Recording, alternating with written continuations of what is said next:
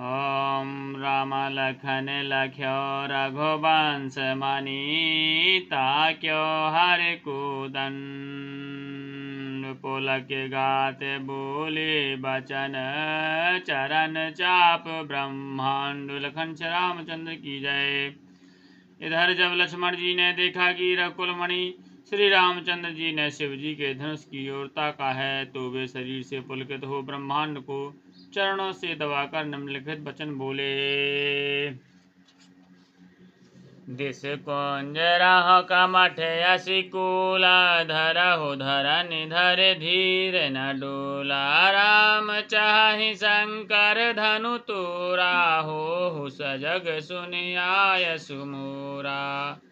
हे दिग्गजो, हे कच्छप, हे शेष, हे बारह, धीरज धरकर पृथ्वी को थामे रहो, जिसमें यह हिलने न पावे। श्री रामचंद्र जी शिव जी के धनुष को तोड़ना चाहते हैं। मेरी आज्ञा सुनकर सब सावधान हो जाओ। चाप समीप राम जब आए, नर नारहि सुर सुकृत मनाए। सब कर संशय अरु अज्ञानु, मंद महीपन कर अभिमानु। श्री रामचंद्र जी जब धनुष के समीप आए, तब सब स्त्री पुरुषों ने देवताओं और पुण्यों को मनाया। सबका संदेह और अज्ञान, नीच राजाओं का अभिमान।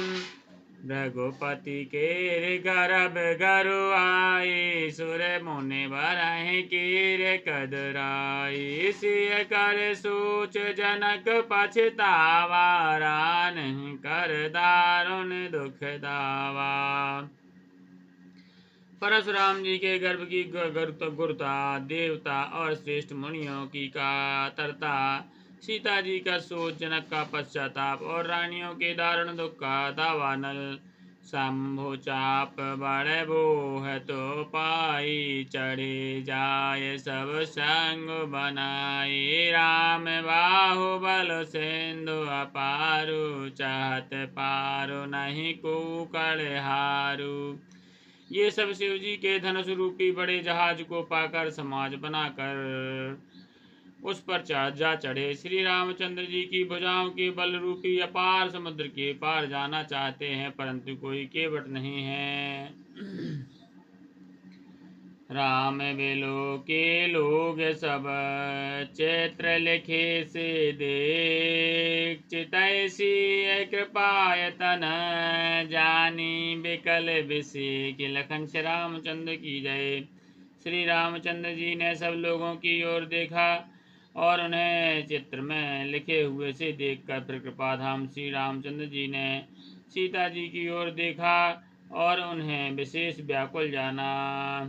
देखी विपुल बिकल वैदेही, निमिष बिहात कलप समतेहि। त्रसत बार बिनु जो तनु त्यागा, मुय करई का सुधा तड़ागा।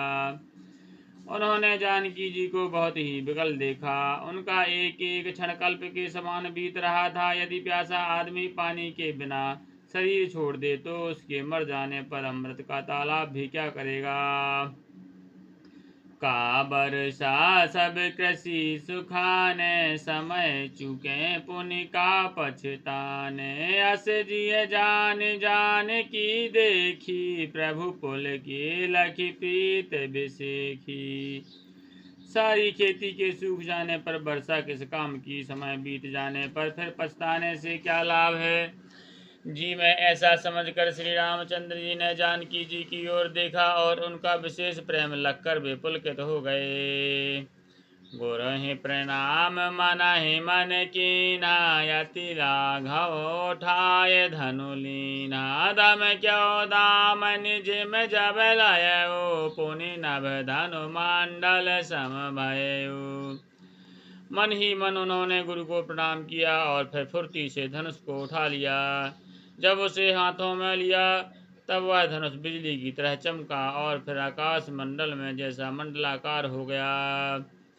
लेत चढ़ावत खेचत गाढ़े, काहू न लखा देखे सब ठाणे। तहि छन राम मध धनु तोरा, भरे भुवन धुनि घोर कठोरा।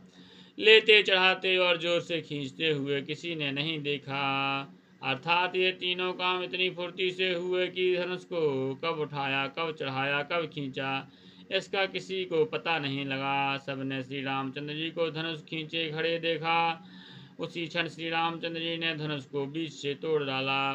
भयंकर कठोर ध्वनि से सब लोग भर गए।